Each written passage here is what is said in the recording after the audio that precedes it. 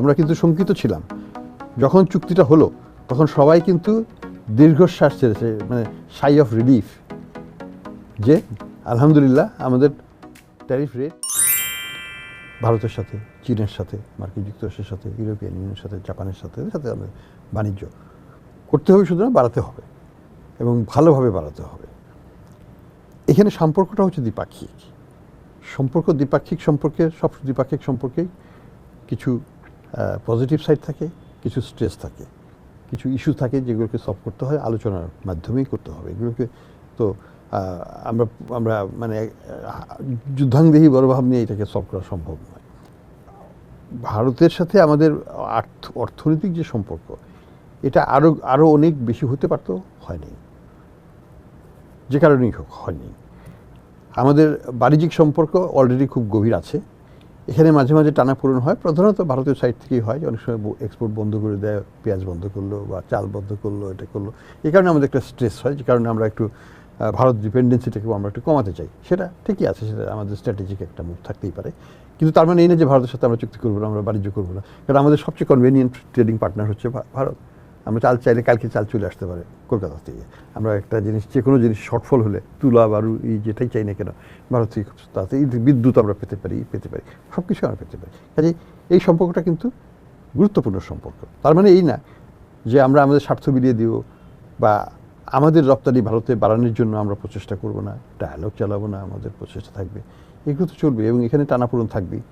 নেপালের সাথে বিদ্যুৎ আনতে হবে, ভারত কিন্তু লাগবেই। ভারত যদি পারমিশন না দেয়, আমরা তো নেপাল থেকে বিদ্যুৎ আনতে পারবো না, ভুটান থেকে বিদ্যুৎ আনতে পারবো না। চীনের সাথে আমাদের বন্ধুত্ব আরও গভীর হবে, আরও বাড়বে বিনিয়োগ, সেটা স্বাভাবিক প্রক্রিয়া।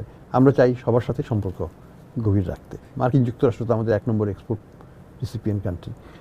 পৃথিবীর কোনো দেশে কি খুশি মনে আমেরিকার সাথে বাণিজ্য চুক্তি করেছে? কেউ করেনি।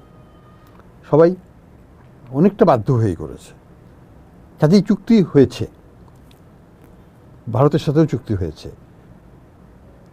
কিন্তু আমরা দেখুন, যদি চুক্তি না করতাম তাহলে আমাদের ট্যারিফ হয়তো কোথায় থাকতে পারতো?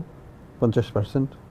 আমার কথা হলো যে আমাকে ভাবতে হবে যে এটা না হলে কি হতো, অল্টারনেটিভ কী ছিল। আমরা কিন্তু শঙ্কিত ছিলাম। যখন চুক্তিটা হলো তখন সবাই কিন্তু দীর্ঘশ্বাস ছেড়েছে, মানে সাই অফ রিলিফ, যে আলহামদুলিল্লাহ আমাদের ট্যারিফ রেট ভিয়েতনামের মতোই হয়েছে, ভারতের চাইতে অনেক কম হয়েছে, পাকিস্তানের মতোই হয়েছে। আমরা একটা স্বস্তির জায়গায় ছিলাম। এটা যদি 40% হয়ে যেত বা 35% হয়ে যেত, তাহলে আমরা কিন্তু সিরিয়াস একটা প্রবলেমে পড়ে যেতাম। এটা একটা দিক, এটা বুঝতে হবে আমাদেরকে। কোনো জায়গায় যদি আমরা মনে করি সত্যি সত্যি স্ট্রংলি যেটা আমাদের স্বার্থবিরোধী বা পরিপন্থী হয়েছে, সেটা অবশ্যই নতুন সরকার এসছে, তারা আলোচনা করতেই পারে, করুক না কেন, কোনো অসুবিধা তো আমি দেখি না। সরকার তো, মার্কিন যুক্তরাষ্ট্র তো বন্ধুসুলভ দেশই, তার সাথে আলোচনা করুক, আমাদের অসুবিধার কথা বলুক। নতুন করে যদি মনে করে যে এটা আমাদের খুবই অসুবিধা, সেখানে অবশ্যই করতে পারবে। তো এগুলোকে যদি অসুবিধা হয় আবার আলোচনায় বসতে হবে। প্রত্যেক বছরই তো আলোচনা হয় এগুলো নিয়ে। এটাকে সরকার নতুন করে প্রপোজাল দিয়ে এটাকে ঠিক করে নিতে পারবে।